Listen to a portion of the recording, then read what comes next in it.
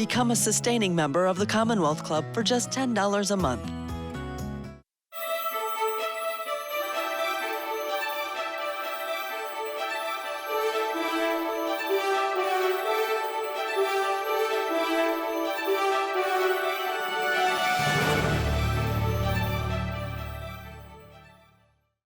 And welcome to tonight's event at the Commonwealth Club of California. My name is Carla Thorson, and I'm the Vice President for Programming here at the club.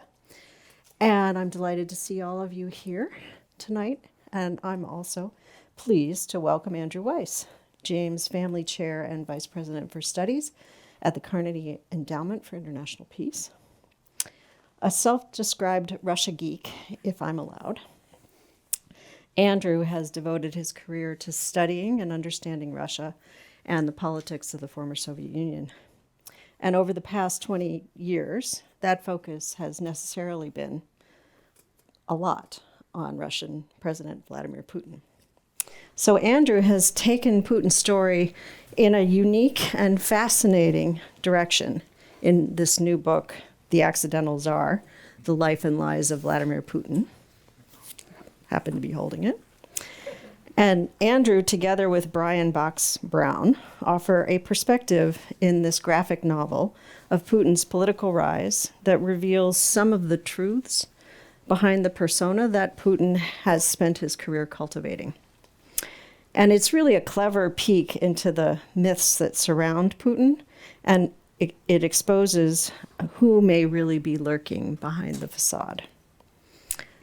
A quick reminder before we get started for everybody here in the room, if you would take a moment to please silence your cell phones if you have one, or anything else that might beep or ring or play music, that would be great. But we do actually want to hear from you. And so if you do have a question for Andrew during the program, we have some question cards, and you can please feel free to write them down. And we will get to as many questions as we can in the latter half of the program. And if you are watching online, please use the YouTube chat feature, and you can share your questions in the chat feature, and we will do our best to incorporate your questions as well. So with that, Andrew, thank you for joining us. Oh, it's so great to see you, Carla. Thanks for doing this. Yeah, I'm delighted to see you. I realized the last time I saw you was in 2014, and that was right after the seizure of Crimea. And we thought things were bad. We thought things were bad. Predictable but bad, as I recall. So here we are, these many years later, looking at this new book that you've written. And I have to say, it was really fascinating to read. And one thing I would note is, we're calling it a graphic novel, but it's not really a novel in that it's biographical, and it's based on factual information. So it's in the form of a graphic novel, but it's not fictional. So I have to ask the question probably everyone asks you, which is Putin is presented very much in a cartoonish, almost character way. Why did you decide to tell his story this way? A couple of things immediately jump to mind. And again, thank you for hosting me, and for everyone, especially I see a lot of family and friends who are here, and it's really a special treat to be in San Francisco. I have a great life. I work at a think tank. I worked in government. It is a dynamic period to be studying Russia, but what has troubled me periodically is how insular the world of Russia experts can be, and the fact that we often don't provide more than just kind of a quick response to whatever today's big thing is.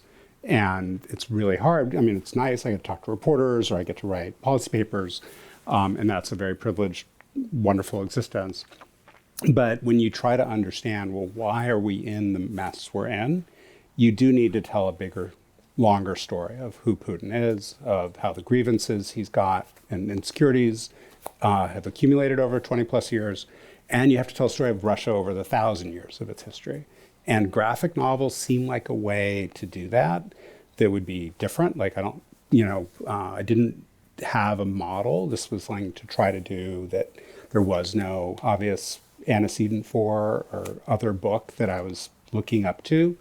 But it was also a way to, reach people who who are really interested in what's going on in the world and who are really interested in what's going on with Putin, but might not have time to read a 700-page academic book.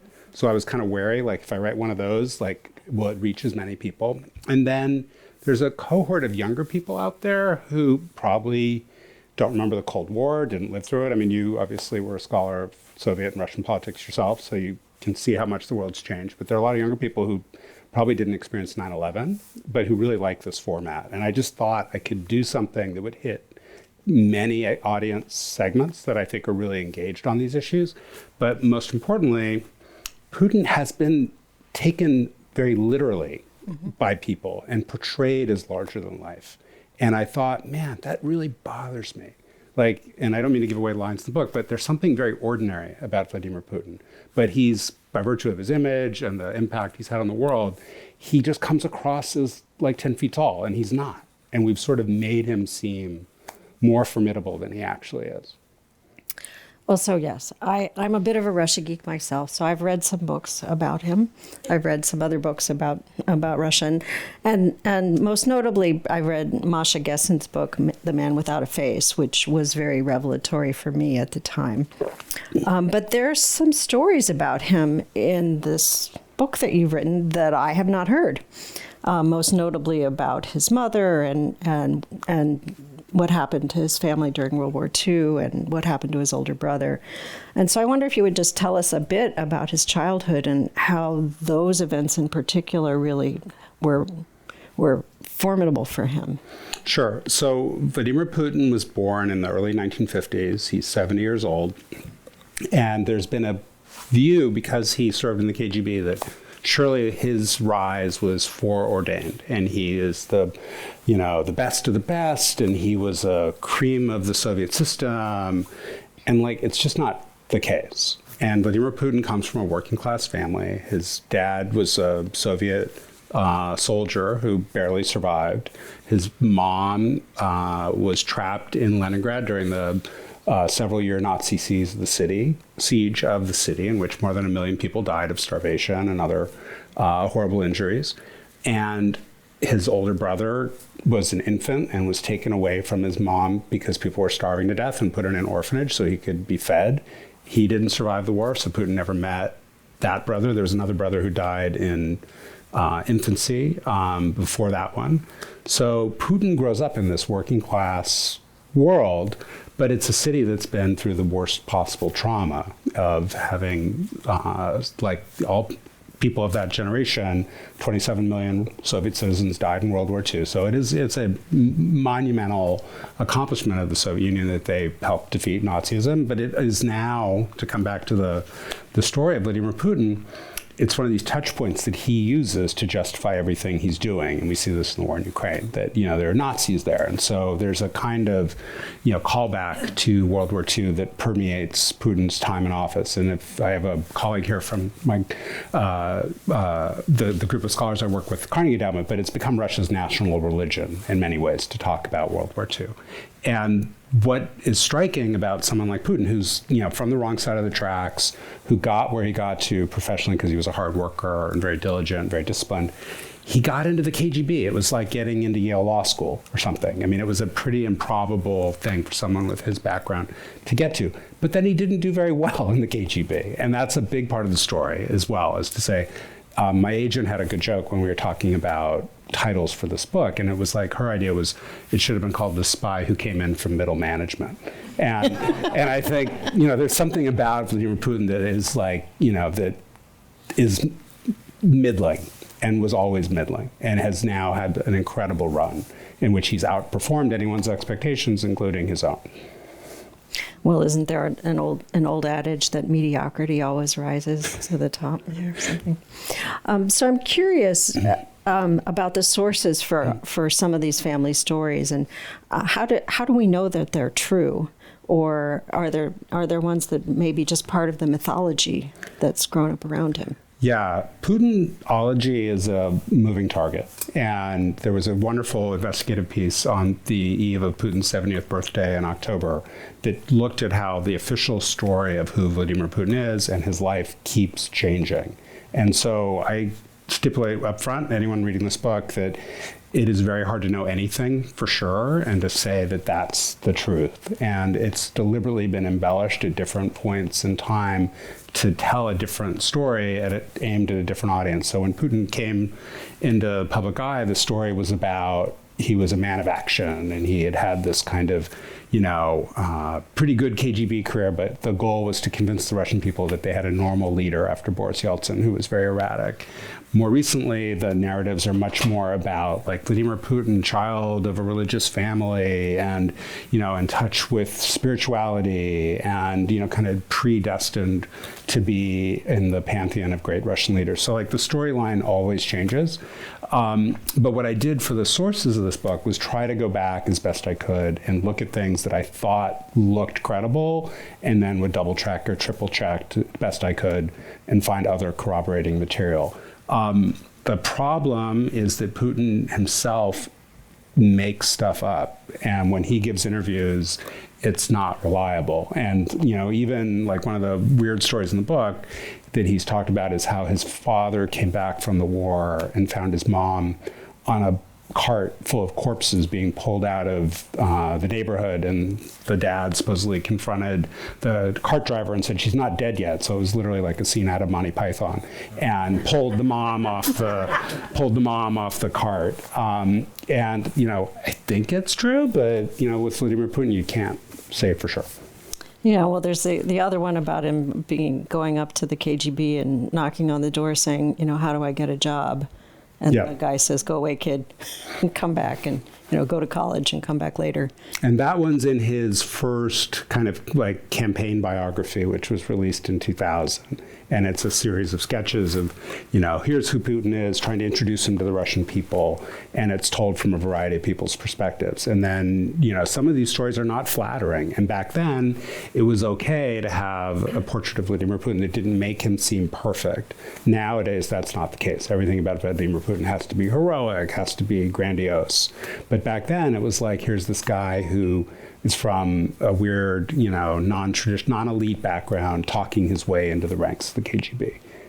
And then, but yet still being kind of a degenerate kid who, at a young age got in fights and ended up getting sent to Dresden in East Germany, partly because he wasn't measuring up. I mean, that story about him getting wasn't a bar fight, but... Yeah, no, if the folks haven't seen it, this is the very first scene in the book, is Vladimir Putin, just to set the scene, since high school had wanted to join the KGB, and there was this, at the time, pop culture in the Soviet Union glorifying the Soviet KGB, and he's into these movies, he's into the pulp novels of the time, and goes to the KGB headquarters. He's in ninth grade, supposedly to try to offer his services, but then he gets finally into the KGB, and he waits 10 years, and he's in these pretty nothing jobs. He works in the HR department. He chases dissidents around the city of Leningrad. These are not the marks of a high flyer. And then finally, after 10 years of doing that, he gets into the training program to go overseas. And he's a German language speaker, so he has some claim on overseas assignments. And while he's back for a weekend in St.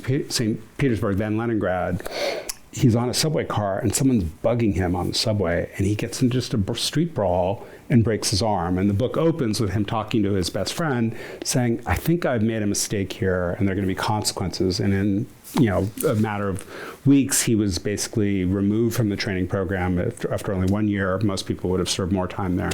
And he goes to this backwater part of East Germany. And at the time, that just was not where you would put high-flying Soviet KGB officer. And he serves in this little villa with 6 fellow officers, and it's like the equivalent of being sent to Peoria. I mean, it's just not where the hot shots were going.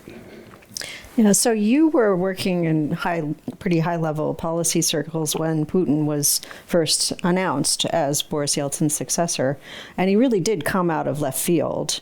But what made him a good contender to replace Yeltsin, and why did he get chosen, and how influential do you think they expected he would be at the time?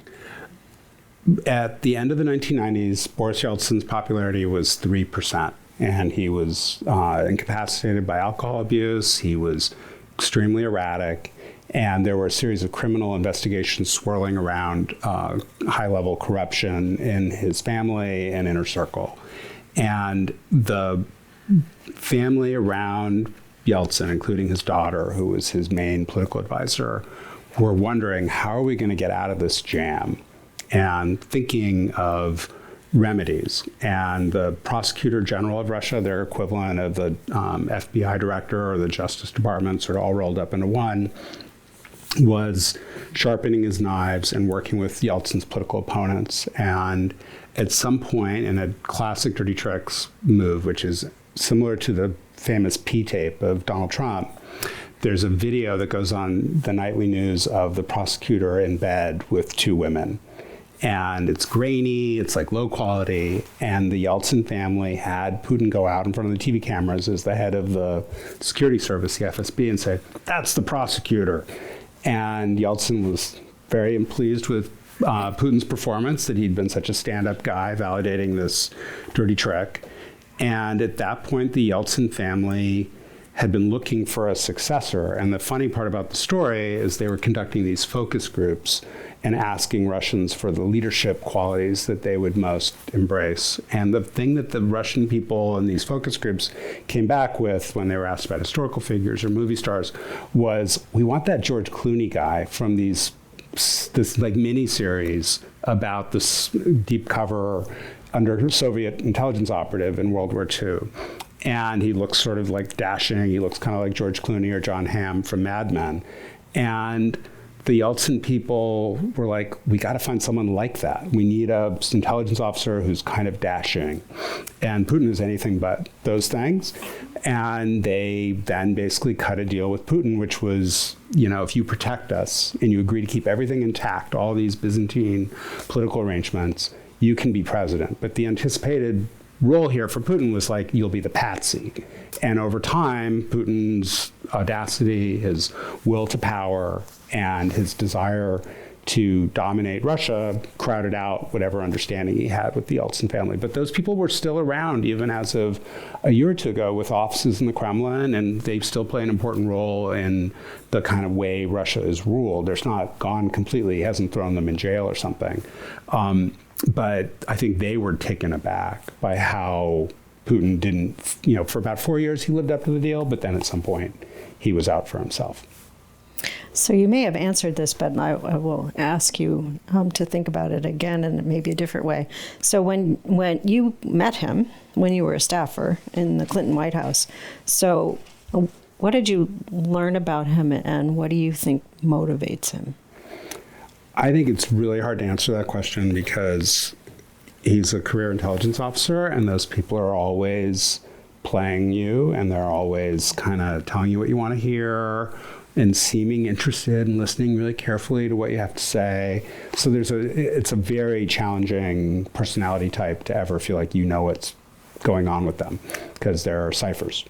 But back then, Vladimir Putin was very green, and his superficiality and the kind of blatant efforts to ingratiate himself made it even harder to deal with him, because it was just so transparent that he was trying to be helpful or seem interested.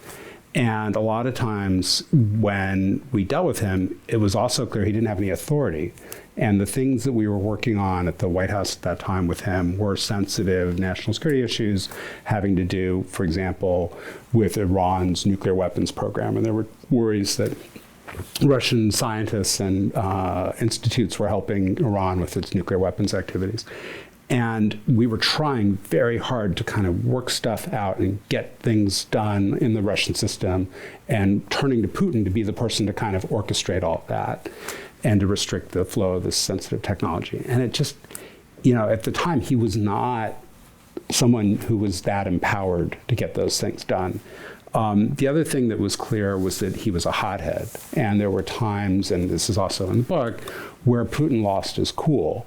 And we were aware of that part of his personality, and it was easier to deal with him because if you got him off balance and you made him kind of, have smoke coming out of his ears, he wasn't as good an interlocutor in terms of doing his part of the job. So it was a source of leverage for us that he was so hot-headed and, not in control of his emotions. Huh, interesting. So for all of that, I mean, one of the reasons that you did this book was to try and help people better understand who he is. And one of the big points of the book is that if we actually understood better who he is, we might be able to deal with him better. So for all of that, what would you say is sort of the most common misconception about him? I think Vladimir Putin's formidable now. So I don't want anyone to think, having, my portrait of him chip away at that cartoon side, that we should underestimate him. And anybody who's like expecting, and I'm looking at my Carnegie colleague here, that he's going to like sneak out of Ukraine with his tail between his legs and say, I'm really sorry. They don't know who Vladimir Putin is. And he has been doing this now for 20 plus years. So with the exception of Joe Biden, he has more experience and more long memory, like institutional knowledge of all the problems that have developed on his watch. And he's a hard worker. So he goes into every meeting well prepared, and he doesn't wing it.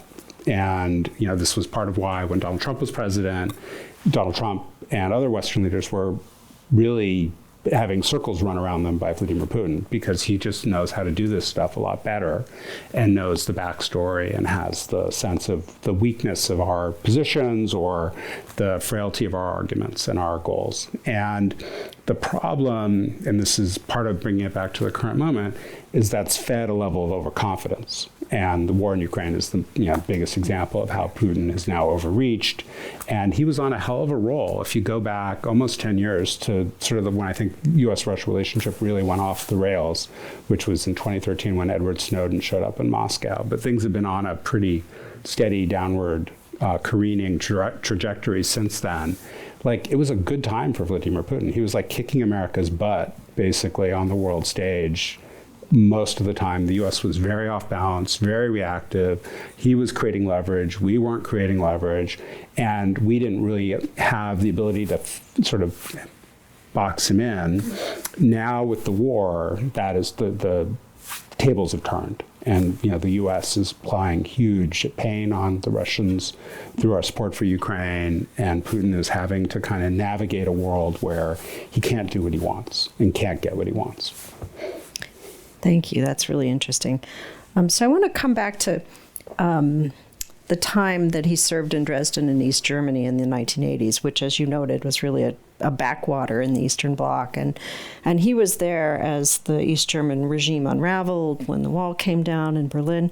How did that experience shape his view of democracy, free speech, and popular protest in his own country? There's a really interesting piece of the book that focuses on the way in which his perceptions have been shaped. No, I'm really delighted, Carla, you bring this up. So there's a tendency, and I'm sorry to make critiques here, there's a tendency when Americans look at what's going on to think, surely we did something bad that made this guy so unhappy with us. We took advantage of the Soviet collapse. We expanded NATO. We called them mean things, or whatever it is. We have a tendency to blame ourselves. And there's a lot of people who engage in that kind of backward-looking assessment.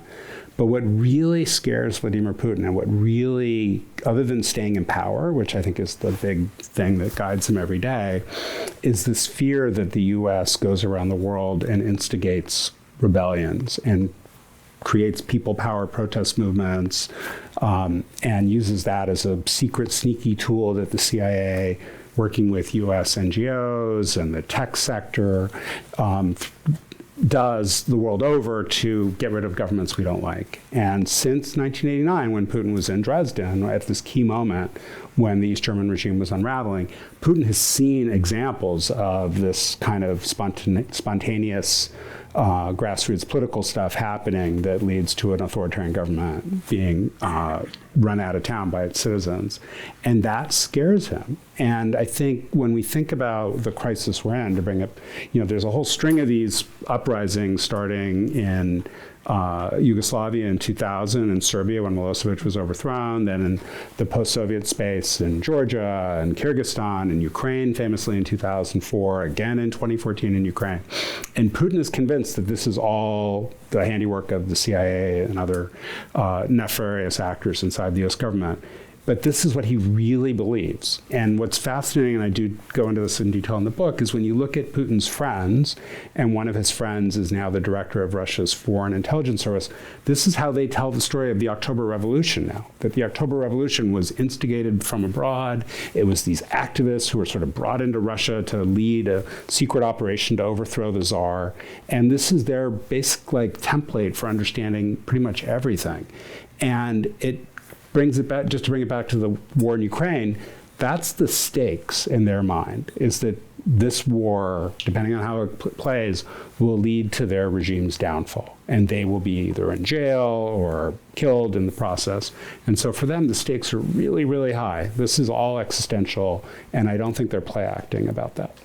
Yeah, but so I have to just stop for a second here. And so, we hear about Putin and the Russian regime sort of twisting the narrative and manipulating the Russian public's view about the war in Ukraine. And based on what you've just described and what you understand, how do we really understand how Russia can describe the U.S. and the West as fascist neo-Nazis that are sort of manipulating Ukraine? I mean, I think we look at this and just don't, it just seems so laughable, almost. It is laughable. Just to harken back to what we were talking about earlier about World War II, it is a very easy template that a low information Russian average person, if they hear, will kind of go yeah, Nazi bad, therefore Ukraine bad, U.S. bad, trying to take advantage of Russia. And there's a political side of this for Putin, which is all these things have one solution, which is the country should see itself as besieged by enemies, and I'm the guy to save you, so rally around me. So it's got a very self-serving endpoint. The Russian views of what's been happening in Ukraine since 2014 are not what they're saying in public, but they are based on the idea that the U.S. is now basically has license to do whatever it wants in Ukraine, that we're the secret, sauce in Ukraine's military success, which happens to be factually accurate, and that we're using the Ukrainians as our sock puppet. And it's basically an American government, it's us, it's our team, our proxies there. And that's what really bothers them. It's not that NATO's going to welcome Ukraine or the European Union's going to welcome Ukraine anytime soon as a full member. It's that the U.S. now has this playing field to do stuff that's destabilizing right on Russia's border, and they need to snatch it back, and they need full control over how that country's ruled, its foreign policy, its domestic political situation, and they need to basically not have a real country there anymore, that it's too risky. And part of this is, and it comes back to the themes in the book, is just deeply encoded in how Russia's foreign policy ideas have been in place for centuries, that what really matters is the control of the land between Moscow and Berlin. And it just has to have as big a buffer between Moscow and Berlin as possible to create depth, strategic depth, so that Russia is protected and insulated from foreign threats. To prevent the next Nazi invasion? Or Napoleon or Nazi invasion or what have you. Fascinating. Yeah. There are two different directions I can go here, and I think you've kind of answered both of them. But so you talk about Putin's character as a persona in the book, and I wonder how much you think that perspective is skewed in the United States, and I think another way of thinking about it is, to what extent is the perception of him different depending on where you sit in the world? And I think the best way to think about this is, if you are Russian,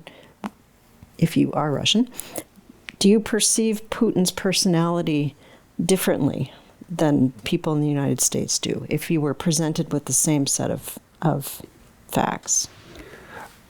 I was responding, and part of why I wrote the book in the first place, to the image of Putin that was circulating after Donald Trump's election of this great spy master, and that everything that was going on in the world had Russian fingerprints on it. And so, like, the reason the U.S. was so politically polarized, it was a Russian plot, and it didn't really, look in the mirror, frankly, at all the problems that we are ourselves the chief authors of. Russia exploits those, it amplifies them, it makes them worse, but they didn't come up with the Tea Party. They didn't come up with the anger that a lot of average Americans feel toward our elites. They took advantage of that. They saw, promising voices to discredit mainstream political parties, and they poured resources into Donald Trump. They poured resources into Jill Stein. I mean, they were very equal opportunity about that. We still don't, as a society, I think, really get that. And we have a kind of more simplistic assessment that, at some point Donald Trump was turned into a Russian agent and then implemented the evil plans of his Russian handlers. And I mean, I have no idea what the actual truth is, but we've oversimplified things a great deal and taken our own responsibility out of the equation. On the Russian side, if you look at all this information, there has been, I think, a really systematic disenchantment, to combine two words that you probably don't put together, with the U.S. over the course of the post-Soviet period. And the U.S. seemed in the 80s and the 90s like the antithesis of the Soviet system. So surely we were better, we were worth emulating. And there's been a lot of sour grapes. There's been a lot of sense that the U.S. isn't what we purport ourselves to be. We don't live up to the ideals or the values that we propagate on the world stage. And it was very easy for Putin and his team to make us look worse than we actually are, and to foster a sense of humiliation and grievance. And, I think if you look back at the extent to which the Putin team deliberately now tries to make the period that you wrote your dissertation on in the 1990s and when I was serving the government as like Weimar, as if it was like the worst thing that ever happened to Russia. And admittedly, it was a very tough time and huge socioeconomic dislocation, huge political disruption. But they've fostered a sense that that was like Russia's low point, and that what Russia really needs is to be orderly, and it needs to have a strong hand, and it needs to be feared, and it needs toughness. So the ideas of representative democracy, rule of law, fairness, charity, kindness, all of that has been sort of pushed out as the either the BS, like the U.S. doesn't have any of that stuff. It's all, America's no different than Russia. It's corrupt. Its elites are bad. Its media are, enthralled to the government. I mean, so they've really done whatever they can to try to slag us, make us seem worse than we actually are, and to try to discredit any alternative to what Russia currently has today. And it's so, I think when you ask, like, how's Putin perceived by people in Russia, he's speaking to a very receptive audience. Like, people are not sitting around en masse in Russia saying, this is horrible, like, we hate this. Like, there's about a 20% segment of the Russian public who are like, we hate this, but the bulk of them are either apolitical, atomized, or just kind of really focused on day-to-day survival. And they don't have a lot of time for deep thoughts about how Russia should be ruled. Well, the value of the strongman leader has a long history in Russia. And I mean, even in the 90s, I remember people complaining about the fact that there was trash because the trash wasn't being picked up, and there were products that were producing more trash, and people would say, oh, well, under Stalin, the streets were clean. And I just thought that was so odd that people would be celebrating Stalin for that. In whatever year it was, somewhere in the mid-90s. I don't remember what year it was, probably 94, 96. But anyway, it was an odd moment. But let's talk a little bit about, Putin, the empire builder, Putin, the strong leader who is going to rebuild Russia's prestige in the world and, rebuild the empire, and ask the basic question, which was, is he wrong about Ukraine? Is the invasion a miscalculation on his part, or is it the ultimate goal and strength for him as a leader? I think people in the Kremlin understand very little about contemporary Ukraine. They're getting plenty of reason now to bone up and learn more, but they treated it as basically a province of Russia, in the way some Americans may think about Canada. Like, they just had a level of, we get this place, it's no different than us, its history is the same, they speak the same language as we do, and they really have blown it spectacularly. They blew it spectacularly in 2004 when they mucked around in a election that was marred by vote rigging, and the people of Ukraine stood up and said, we won't put up with this. And then they blew it again in 2014, and they thought there was basically a U.S.-led effort to remove the previous government of Viktor Yanukovych. And they thought that Ukrainians wouldn't stand up and fight. And we saw in 2014, average people put their lives on the line, send their kids to the war, fight themselves to defend their country. And they had no intention of becoming, the 51st state, essentially, of Russia.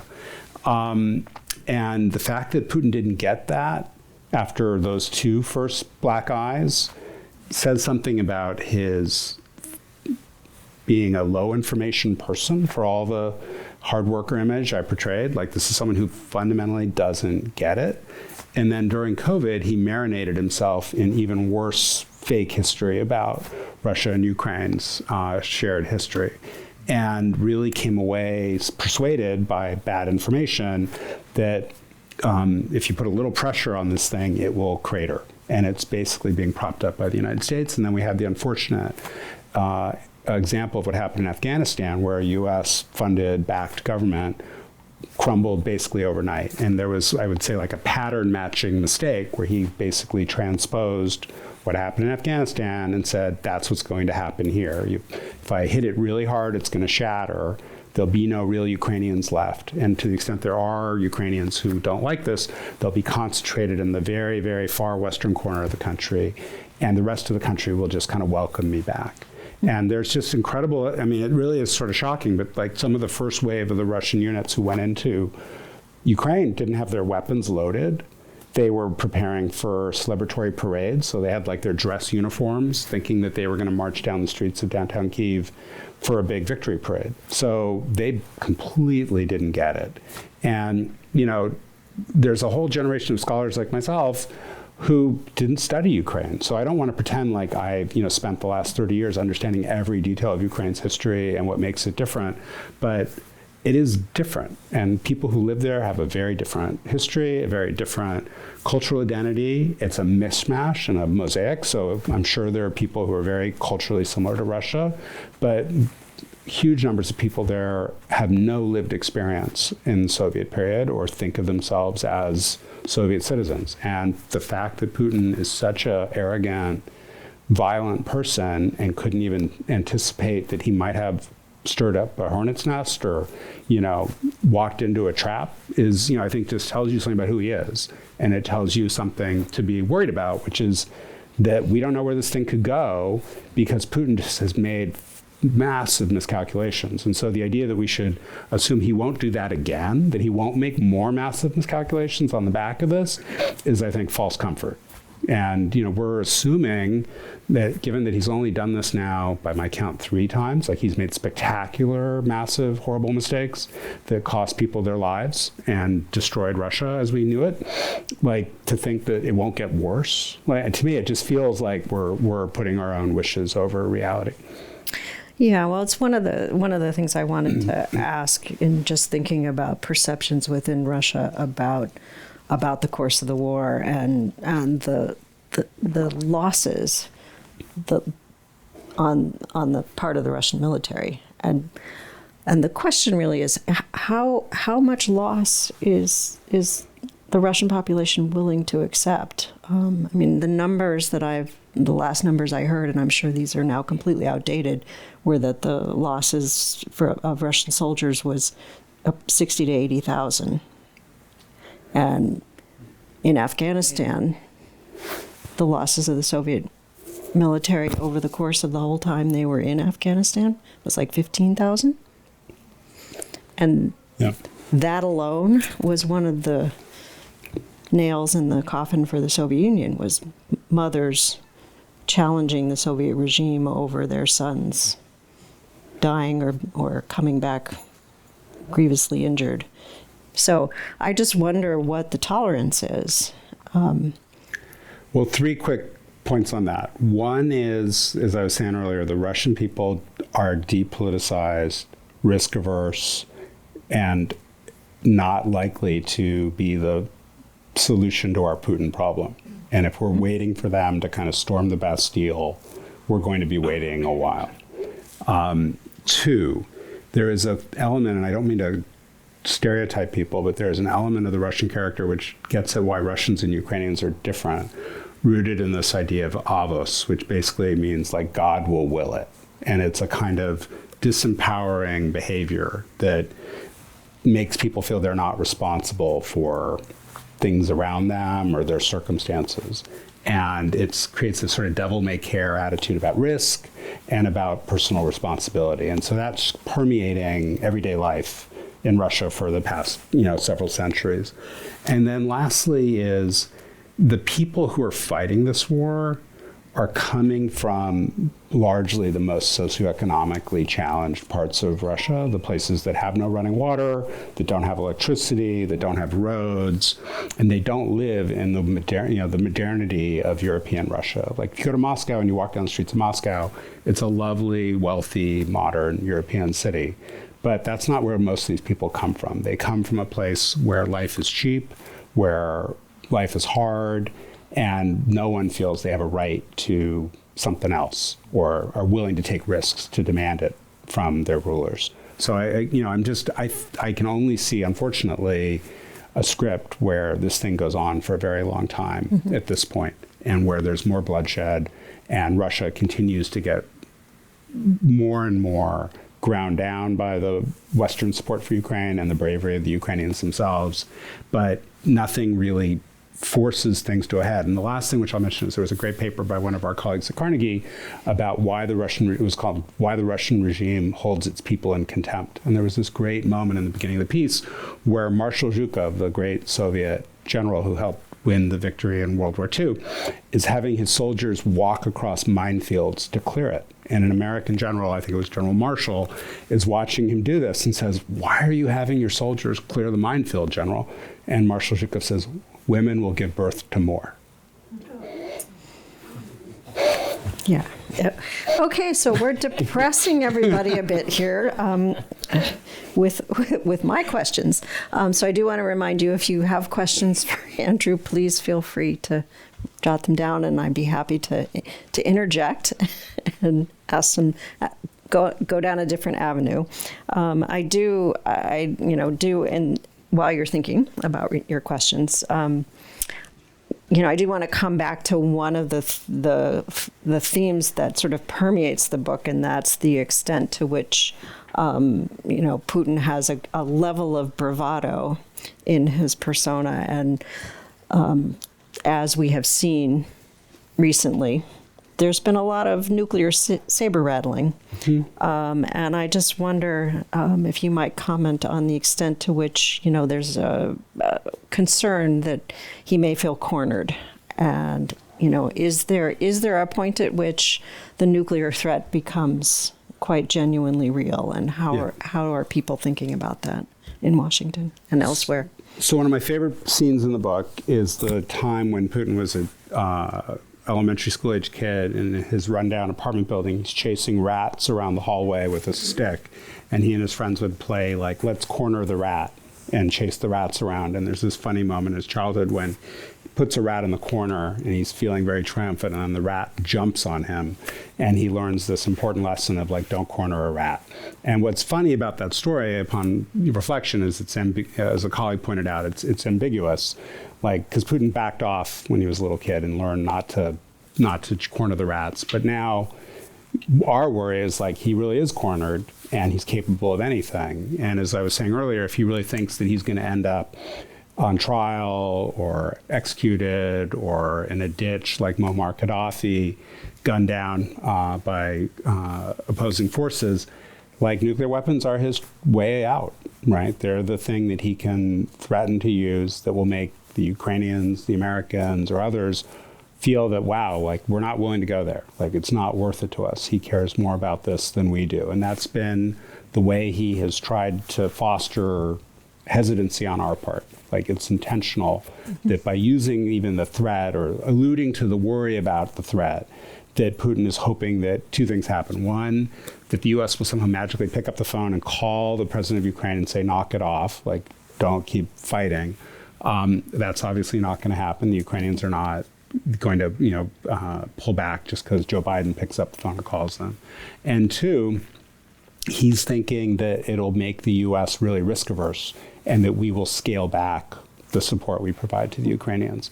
And that worry about escalation is real. And I think every day, and you see this in the press accounts, people in the U.S. are really worried, like if we do too much, if the Ukrainians act too audaciously, something really bad could happen. And it does turn, and I think this is unfortunate, it does turn U.S. policy on away from being really strategic about like what the whole goal of this war has to be. And it makes us more act like we're FedEx and we're in the situation where we're thinking like, okay, we can take certain kinds of weapons and give them to the Ukrainians. We can't give them these other things. And it really ties us up in knots thinking about, is it a weapon system that goes 100 kilometers and not the one that goes 120? And it just really swallows the bandwidth of the senior most leadership team in the White House, where they really just get completely wrapped up in those issues as opposed to the bigger meta strategic questions of like, how do we keep this thing from really getting off the rails? Well, and I mean, he's even used troops on the ground and to put to play that nuclear card, with Chernobyl on the one hand and the threat that there might be radiation released from the Chernobyl plant and the other nuclear plant and the electricity to that plant. So it is clearly a sort of a pressure point that he can push. The question is he really going to push it all the way? Yeah. But the other interesting thing about what you just were describing is the question about negotiations. And, there's been some discussion about whether we should be negotiating. Is there any point in negotiating? And you were recently quoted as saying we shouldn't fool ourselves into thinking that Russia has ever negotiated in good faith about Ukraine. And the Kremlin has rejected the idea of talks with Biden after the U.S. leader remarked he'd be willing to have contact with Putin about it.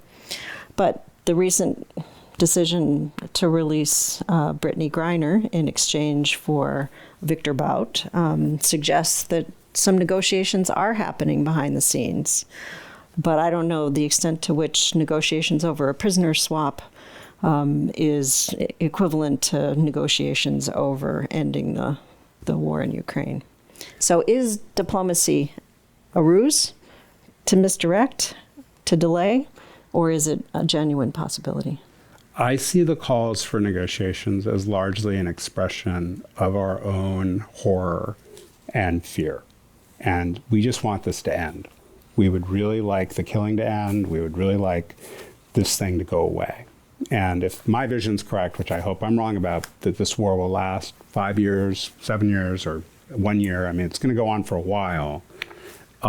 It's understandable that people would prefer, let's just get them all sitting and talking, because that would be a better outcome. The problem with that is multifaceted. One is the things Vladimir Putin wants in Ukraine have not changed. He wants the country to disappear. He wants its leaders to be killed. He wants control over majority of the territory. That's what he's after. And there's no indication that that set of goals are gone or have been diminished as a result of the horrible performance of the Russian military on the battlefield. And the idea that we would force anybody who's facing a quasi-genocidal attack by a formidable invader to give that invader a timeout to regroup and rearm and replenish their capabilities looks to me unconscionable, given how vulnerable Ukraine is, given how much smaller it is than Russia, and given the fact that Vladimir Putin doesn't tell the truth. So anyone who wants to put pressure on the Ukrainians needs to look in the mirror and ask themselves, why would we trust Vladimir Putin? What's it about Vladimir Putin that now suddenly isn't about these big maximalist goals? And two, who's going to tell the Ukrainians that if Vladimir Putin doesn't live up to whatever we are projecting onto him, the U.S. is willing to go to war to protect them, and that we were willing to send our own men and women to go fight and die in Ukraine to make sure that Vladimir Putin doesn't get those things that I said a minute ago that he's willing to go to war over. Because I don't think any U.S. president at the moment, especially not Joe Biden, is willing to go to war over this. So if that's the case, if we aren't willing to back that up through a threat to go to war, then we need to be really careful about what we're asking the Ukrainians to do and not diminish the risks that they are all facing of literally being exterminated and wiped out in their bedrooms by the Russian invaders. Okay, I have some questions that aren't mine here. And there's a bunch of different avenues here. Well, let me ask this one because it was the one on top. And I think you sort of tackled this in a broad sense, but this is a specific reference. So what, if anything, is happening with organized protest within Russia? We've heard there have been some waves of efforts and reactions, particularly the latest with the call up the draft. But this questioner is asking about, with Navalny imprisoned, are there other leaders of the protest movement that might emerge? So the Russian government has been ruthless and very creative in making sure that any sources of dissent are closely monitored, intimidated, or run out of town.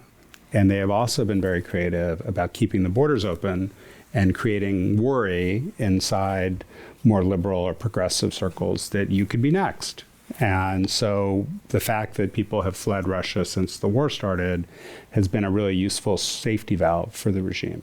Instead of creating one big jail, they've created a place where people are worried that something really bad could happen to them, and it's safer to just get out of town. And so several 100,000 people have done that. So the most likely unhappy, most worldly, most well-educated segment of Russian society that doesn't like the existing political order has left. So that's just left by process of adverse selection, a much more docile, compliant population for the government to rule over. And then the really tragic and scary part of this is the government does a lot to do one or two really scary, horrible things, and then use that to create deliberate scares. And so the most horrible recent example of this was a young man who read anti-war poetry during a protest and was then taken into custody with his girlfriend and was raped by the police.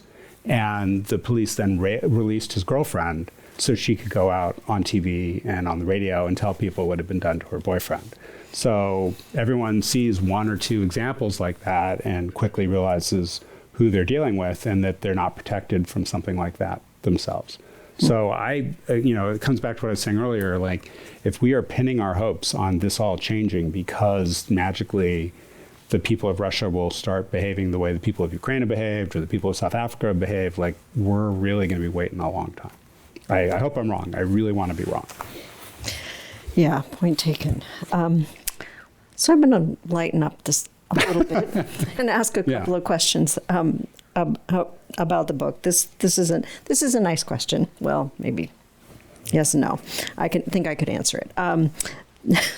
There's a notable lack of Russian women in the book, other than some relatives and prostitutes. Are there really no women in Putin's government? There are a couple of prominent women around Putin who are his longtime associates. The Speaker of the Parliament, who's kind of a yes man person.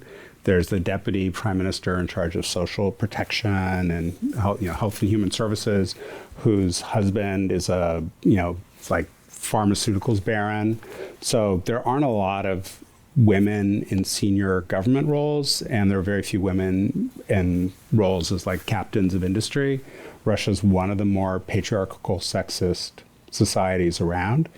And I think, it is a country where even talking about gender equality and things marks you as someone who doesn't get it, because the gender norms and the sexism are so deeply entrenched.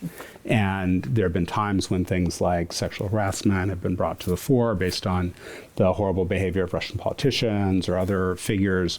And it never really has the same potency that it would have in a Western European or US context. So speaking about Putin's government and who he's surrounded himself with, this questioner is just asking if it's possible to identify sort of specifically people that are loyal to Putin, people that might be dangerous to him that are near. And we've already talked about those who might be opposed, like Navalny. Putin's current crowd around him are different than the people that helped run the country in the first 15 plus years. And during that time, a lot of those people were people who had served with him, who were his contemporaries in the KGB, people who, he could sit and chat with, not necessarily as equals, but who had a level of familiarity with him and a lot of shared experience. The crowd now that is around him are either scared of him and intimidated because they know they're not very good at their job. So like the best example of this is the defense minister, who was a construction foreman, who just is like no great shakes as a defense planner or military leader, and helps explain part of why the Russian military has performed so poorly. Or very young people who are there to basically take orders. And in a system like Russia, where the authority is so concentrated at the very top of the pyramid, no one is going to get ahead by telling the boss it's a bad idea. And the war in Ukraine is probably the most dramatic example of this, where Putin and a very small circle of people came up with this idea, didn't bother to tell the rest of the government what he was up to, so the rest of the government was caught off guard. And none of the planning was done with a level of rigor or scrutiny that might have prevented some of the bad assumptions that were baked in. And it's fortunate for Ukraine and for the West that the planning was so shoddy, because if they had done their homework, they might have, had a lot more success.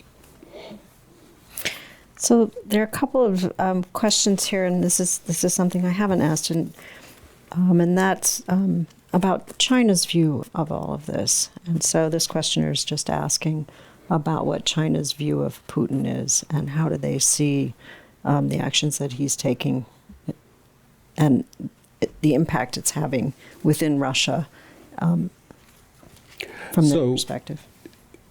I'm looking at my colleague here from the Carnegie Endowment, who's a scholar of Sino-Russian relations.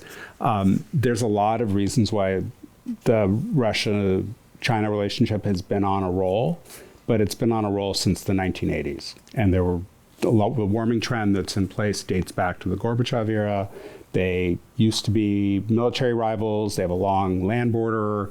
And taking that friction out of the relationship allowed both countries to put their troops elsewhere, put their money elsewhere, and it unleashed, in China's case, a wave of prosperity as they did not have to worry about going to war with Russia, which they had worried about for decades. There's natural reasons why China wants to buy natural resources that Russia has tons of. And there's a natural wariness of the United States and both leaderships that worries that the U.S. mucks around in countries' internal affairs, has put pressure on their governments over human rights and other things, wants citizens to have access to the internet, you name it, right? There's plenty they agree on. But in this particular case, I think the Chinese look at what Russia's doing and think, wow, Putin is disruptive. Putin is dangerous, but they are not going to step in and jeopardize the things that China has to prioritize: its own domestic stability, its economic vitality, and do favors for the United States and kind of come to the rescue and solve this problem for us. And the best we can hope for, I think, is what the Biden administration has accomplished, which is we don't want the Chinese in the war. We don't want them providing advanced military technology to Russia. We don't want them blowing up the sanctions regime. And because the U.S. has these blunt instruments like sanctions in place, most Chinese commercial players do not want the U.S. to paint a bullseye on their back and rip them out of the global economy, because the Russian market is so small and negligible. You don't want to take that kind of risk on and lose out on access to the US or European market. So I think the most we can hope for is where the Sino-Russia relationship continues along the trajectory it's on, but the Chinese stay very selfish, very focused on their own needs. Over time, the fact that China is so vastly richer, more prosperous, more advanced technologically, more influential globally than Russia, and the fact that Russia is headed in the exact opposite direction is just going to cause a lot of pain to the people in the Kremlin. And they're just going to see over time that whatever the Chinese do to make them feel important, they're shrewd, self-interested, and they don't do charity. Fascinating. So I think you've really answered this, but I want to come back to it because I think it's really important to make this point. I think it's probably the biggest miscalculation on the part of the U.S. and the West that we underestimated how Putin would perceive Ukraine entering NATO or even entering the EU. So this questioner, this is actually an online question, is asking, how threatening to Russia is Ukraine's membership potential in NATO? I love getting this question because it allows me to foist upon you my rhetorical question, which is how many U.S. tanks were in Europe when the war in Ukraine started in 2014? I don't know. 0. I would have guessed a small number. Yeah. So the idea that NATO was this like military machine that was revved up, focused on Russia, threatening to the Kremlin, was something that was very convenient to the Kremlin throughout this period because it was a way of creating a boogeyman. It was a way of justifying huge defense expenditures. And as a way, as I said earlier, to communicate to the Russian people, we're surrounded. There are these bad guys at the gate. We're a besieged fortress. We must all be unified around Putin, or we'll be brought back to the horrible 1990s and we'll be on our knees and people will tear Russia apart. So it was a very convenient boogeyman. The problem of NATO enlargement is something that the Republican George W. Bush administration, basically in its waning days in power, overreached and tried at a time when George W. Bush was very unpopular to reach out to a couple of friendly governments that were at that point still nice to the U.S., that weren't furious over the war in Iraq.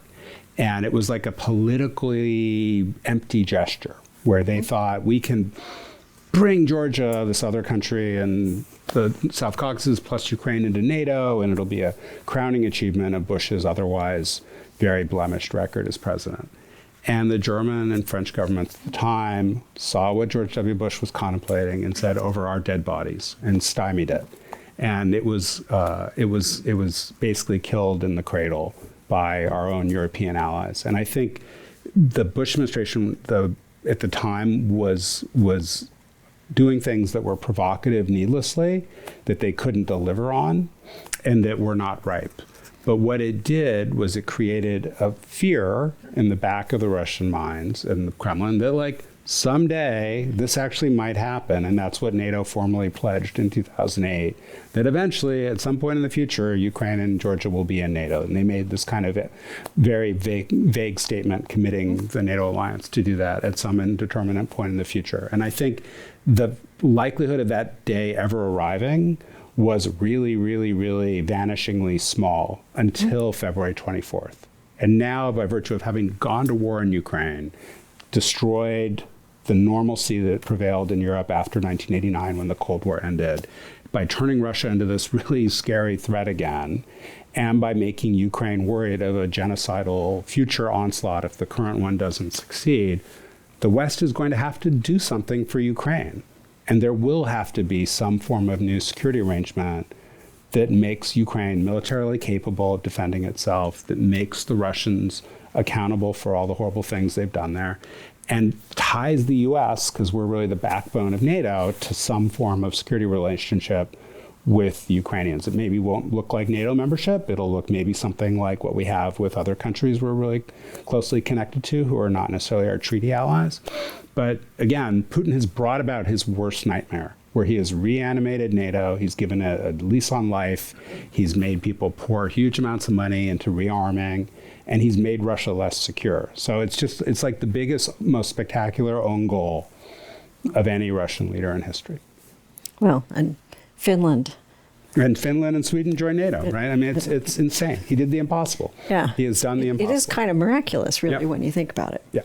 Well, so I want to we have just a few minutes left, and I want to bring this back to sort of U.S.-Russia relations for a moment and speculate a little bit about 2024. Putin will win.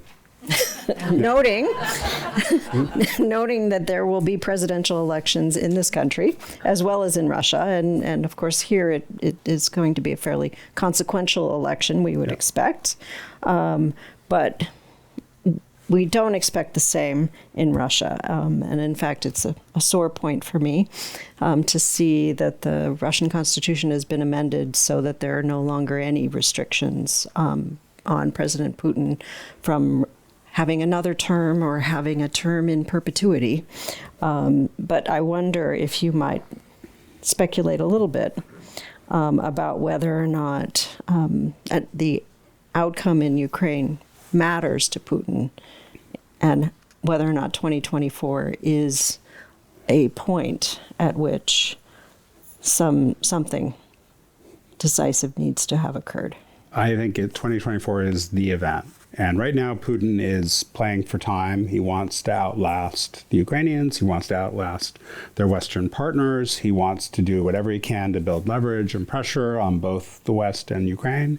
That's why he's destroying Ukraine as quickly as he can, with, particularly hitting vulnerable things like the electrical system, the drinking water of the country. He wants to make Ukraine unlivable and expensive and broken, and hopes that that bill, as it gets bigger and bigger and bigger, will scare Western taxpayers and put them in hot water put their leaders in hot water. And the biggest thing he can hope for in the meantime is that some American president will swoop in and replace Joe Biden and put us on a different trajectory. And the single best person to do that is Donald Trump. Mm-hmm. And so, that is the stakes, I think, for us. You see every night on Fox News people beating the drum about why Ukraine is a bad country and why it's a sinkhole for our wealth and our power, and why the Ukrainians aren't really good and Russia is really our friend. So we talk about propaganda being bad, and we talk about people being brainwashed, but that's how part of our electorate gets their news every day. And it's very potent, because if you say it enough times, people will believe it. Well, on that depressing note,